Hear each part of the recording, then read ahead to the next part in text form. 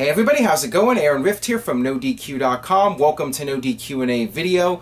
Got lots of your questions from twitter.com/AaronRift, and I apologize if I haven't gotten to all of your questions. I have been really backed up, and I'm trying to get through as many questions as possible. Got a lot of things to cover here, including Night of Champions, Hell in a Cell, and even as far out as Wrestlemania 32. But maybe we'll get a video once a day here for the upcoming week. Got so many questions and a lot to talk about. So let's get started here with the first one, which comes from pwpop.com. What more can guys like Sting and Taker give to the business? I love them, but don't want anyone to die in the ring. Well, I feel that this is a very valid question. I agree with you. I feel that there is really nothing left for these guys to prove, and at some point you have to say enough is enough and it's time to step away. But I think with a lot of these guys like Sting, Undertaker, and Hogan and Flair, it's in their blood. They love the business. They want to keep going. It's all that they know. And I think ego also plays a role in it as well. I don't think it's about money so much for these guys, but you know, they feel confident in their abilities, and I believe that if Hogan was allowed to go out there and compete at WrestleMania, he would. If Flair was allowed to go out there, he would, because they love the business and they really believe they can still go out there and steal the show. You know, that's how they function. That is how they are wired. But at some point, the company needs to step in and say it's time to call it a career. Maybe Undertaker and Sting have a WrestleMania match left in them. Who knows? I mean, that is one thing they can give. But there's other things they can do. They can become trainers. They can work behind the scenes. There's other ways that they can stay involved and contribute without getting in the ring and risking their well-being. And I got this question here from Jordan Chapman. Now that Lesnar and Taker have their match at Hell in a Cell, do you think that they will go for Sting and Taker at WrestleMania 32? Well, that is certainly a possibility, and one would have to think that WWE is at least considering that, or at least they were considering that before the Night of Champions pay-per-view. Now that Sting has gotten hurt, that could change the whole face of WrestleMania 32. You know, I don't see WWE doing yet another Taker-Lesnar match at WrestleMania. I believe that this is going to be the last one at Hell in a Cell. Could be wrong on that, but one would think Hell in a Cell will be the final match. And what do you do with Undertaker? I mean, fans have been wanting to see Sting and Undertaker for years. I'm not sure how they would be able to have a great match because you know, Undertaker is able to get by when he's carried, and he has somebody else to work with that can carry the match. You know, Brock Lesnar or Triple H or any number of people, CM Punk. And with Sting, you know, he had the benefit of working with a guy who's much younger than him, Seth Rollins, who could take all these crazy bumps, and you know, Sting did his part. But you know, Rollins was doing everything he could to make Sting look like $1 million. So when you have Undertaker versus Sting, you know, who knows if that would even be a good match. But, you know, I'm sure they could, with smoke and mirrors, make the match work and make it satisfying to fans, and have that be a double retirement match. I think that would be really cool, but I think it's really going to depend on Sting's health. And WWE may not feel that the risk is worth the reward. You know, if something happened to Sting or Undertaker at their biggest show of the year, that would be a disaster for the company. That would be a public relations nightmare if something bad happened to Sting or Taker at the pay-per-view. So they may not do it because of that, and you know, they may have to change plans. But if Sting's healthy and he's cleared and Undertaker's cleared, I'm sure that they could work a safe match that would be entertaining. It definitely can be done, but at some point you have to you know, not take the risk if there's too much on the line. And I got this one from Devin. What's the point of having Sting in WWE if he's not going to win any big matches? Well, I think the point in bringing Sting in was so he could say he competed in WWE, he could finish his career in WWE, he could go into the Hall of Fame, he could have a WrestleMania match, and he's done that. He competed for the WWE title. They didn't go forward with the feel-good moment of him winning the title, even if it was just for a short period of time. But never say never. I mean, once again, it's going to depend on his health. Now, as far as Sting not winning matches, I mean, the idea is that the older guy comes in and puts over the younger talent. And that's how WWE sees it. Maybe there's more to it. You know, wouldn't surprise me if Vince just doesn't want to have a WCW guy go over his main event champion Seth Rollins. You know, Sting was not his creation. He doesn't want a WCW creation beating his young champion.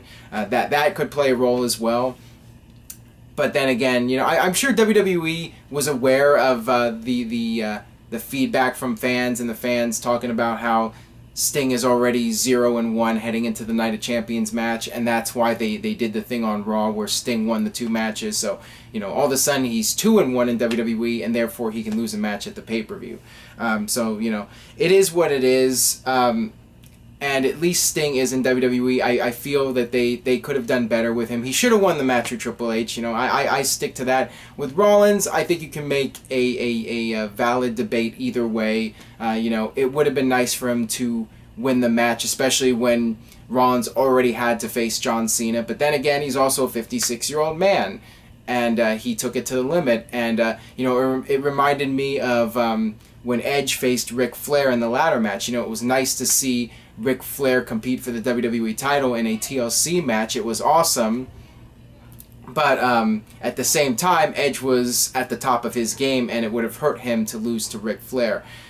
So I see it the same way with Seth Rollins. You know, you got to make your young heel champion look strong at some point, some of the time. And, you know, him beating Sting, you know, that's something that he can brag about for the rest of his career.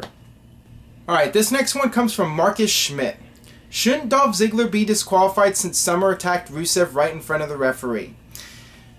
I would say yes, but I guess the idea is that for a disqualification to happen, somebody needs to physically touch one of the participants, and I guess throwing a shoe doesn't count. I really don't know. The fact is, WWE likes to bend the rules as they see fit if it makes it easier for them and the writing team to progress the storylines, and they wanted to do this angle. They didn't want to do a disqualification again, or a count out, or a disputed finish. They wanted to have somebody win, so they came up with this to advance the storyline, and it is what it is. So I tried to not let it bother me too much. Alright, this one comes from Codebreaker. Do you think WWE will give Big Show one more run as World Heavyweight Champion before he retires? I like the Big Show. I think he's a very entertaining performer, but to me, he's not a top-tier guy, and I don't really feel it's necessary for him to have that feel-good moment of being world champion.